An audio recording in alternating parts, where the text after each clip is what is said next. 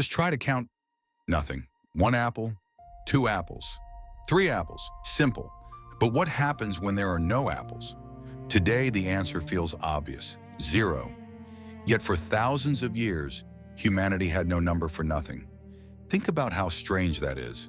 Entire civilizations built pyramids, navigated oceans, charted the stars, and created empires without ever truly understanding zero. The Romans had no symbol for it. The ancient Greeks distrusted it. Even brilliant philosophers like Aristotle believed that nothing could never truly exist. After all, how could nothing be something?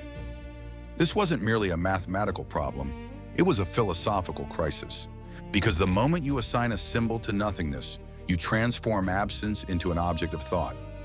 You give form to the void, and suddenly nothing becomes something. It sounds absurd. Yet this tiny circle, zero, is arguably the most revolutionary idea humanity has ever invented. Without it, there would be no modern mathematics, no computers, no physics, no engineering, no internet, no artificial intelligence. Civilization itself rests upon a concept that ancient minds found impossible, a symbol for the absence of everything. But perhaps even stranger is this question: what if zero isn't merely a number? What if it is a window into one of reality's deepest mysteries? Why nothing terrified ancient minds? Humans are natural counters. Our ancestors counted sheep, coins, children, stars. Every number represented something tangible. Numbers described reality.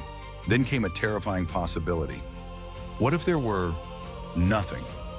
The Greeks struggled with this idea. Parmenides argued that non-being was impossible. If you can think about something, then it must exist. Therefore, nothingness could not exist. Aristotle reached a similar conclusion. Nature, he famously declared, abhors a vacuum. The universe simply would not permit absolute emptiness. To ancient philosophers, zero wasn't merely unnecessary. It seemed logically contradictory. How can you measure what does not exist? Imagine asking someone to hold nothing. What exactly are they holding?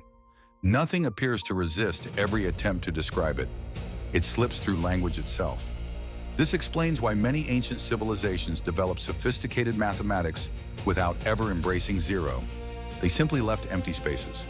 The Babylonians occasionally used blank positions. The Romans ignored the concept entirely. For centuries, humanity danced around the void without daring to name it. Because naming nothing makes it strangely real, and that was unsettling. The birth of the impossible number.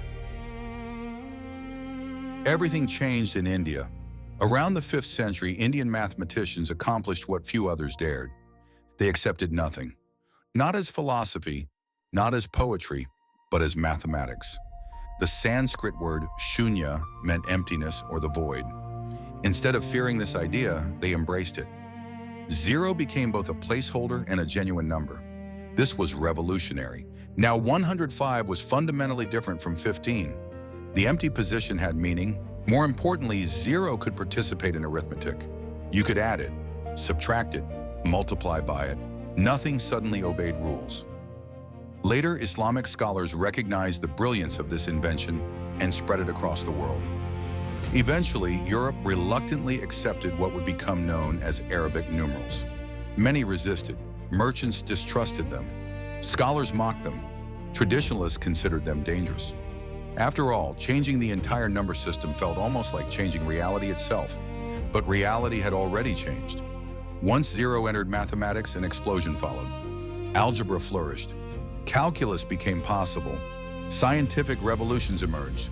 The peculiar little circle quietly became the foundation of modern civilization. History often celebrates kings, generals, and inventors. Yet one anonymous symbol transformed humanity more profoundly than nearly any emperor. The strange power of nothing. Zero behaves unlike any other number. Multiply any number by zero. Everything disappears. 1 million becomes nothing. A trillion becomes nothing. Infinity itself becomes strangely vulnerable. Yet divide by zero, and mathematics breaks. Equations explode. Computers fail. the rules collapse. It is as though reality itself whispers, "You may approach nothing, but do not cross it." Even modern mathematics treats division by zero as forbidden territory. Why? Because the closer you move toward absolute nothingness, the stranger the universe becomes. This isn't unique to mathematics. Physics tells a remarkably similar story. Empty space is not empty. Vacuums teem with invisible quantum activity. Particles appear from nowhere, disappear again. Energy fluctuates endlessly.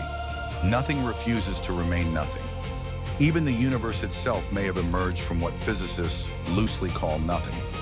But this nothing isn't truly empty. It possesses structure, potential, hidden possibility. The deeper science investigates the void, the less empty it appears. Perhaps ancient philosophers were correct. Perhaps absolute nothingness cannot exist. Yet zero somehow allows us to manipulate this impossible idea with astonishing precision. It is a fiction that consistently reveals truth. Zero and the human mind. Perhaps the greatest mystery isn't mathematical, it's psychological. Humans fear emptiness. Silence makes us uncomfortable. Loneliness frightens us. An empty calendar feels like failure. An empty bank account creates anxiety. An empty room feels haunting. Our instinct is always to fill the void with possessions, noise, entertainment, relationships, work. We chase fullness because emptiness feels threatening. Yet nearly every spiritual tradition reaches the opposite conclusion. Buddhism speaks of emptiness as liberation. Taoism celebrates the usefulness of the empty bowl. The bowl's value lies not in the clay, but in the space inside it. Zen masters treasure silence more than words. Meditation teaches us to sit with nothing, without distraction, without constant thought. The irony is profound. The number that terrified ancient mathematicians now mirrors one of humanity's deepest spiritual lessons. Perhaps emptiness is not absence. Perhaps it is possibility. A blank page contains every story. An empty canvas contains every painting. Silence contains every future note. Zero does not merely represent what is missing. It represents what has not yet become. The circle without beginning. Look carefully at the symbol itself. A simple circle. No beginning, no end. Perfect symmetry. Across cultures, circles have long symbolized eternity, wholeness, infinity, cycles of existence. It is oddly fitting that zero takes this form. It is simultaneously empty and complete. The philosopher Martin Heidegger argued that nothingness is not merely the absence of beings. It reveals being itself. Only because things can disappear do they become meaningful. Only because life ends does life matter. Without absence, presence loses significance. Without death, existence becomes invisible. Zero quietly teaches this lesson. Every positive number gains meaning because zero exists. Every measurement begins somewhere. Every coordinate system has an origin. Every graph, every equation, every computer program starts with nothing. Even in binary code, the language of computers, everything reduces to two symbols, 1 and 0. Presence, absence, being, non-being. The digital universe is built upon the oldest philosophical tension imaginable.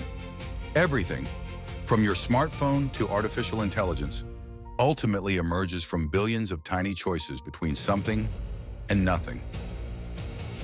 The number that changed reality. Zero appears almost insignificant. Children learn it before they understand multiplication. We write it effortlessly. We rarely stop to admire it. Yet this humble circle represents one of humanity's greatest intellectual triumphs. It taught us that nothing could be counted, that absence could have structure, that emptiness could become useful. And perhaps its deepest lesson reaches beyond mathematics. Life constantly fears the void. We fear losing, failing, being alone, starting over. Yet every beginning starts at zero. Every masterpiece begins with a blank page. Every symphony begins with silence. Every civilization begins with nothing more than possibility. The most peculiar number is not remarkable because it represents nothing. It is remarkable because it reminds us that from nothing, everything can emerge. And perhaps that is the greatest philosophical mystery of all.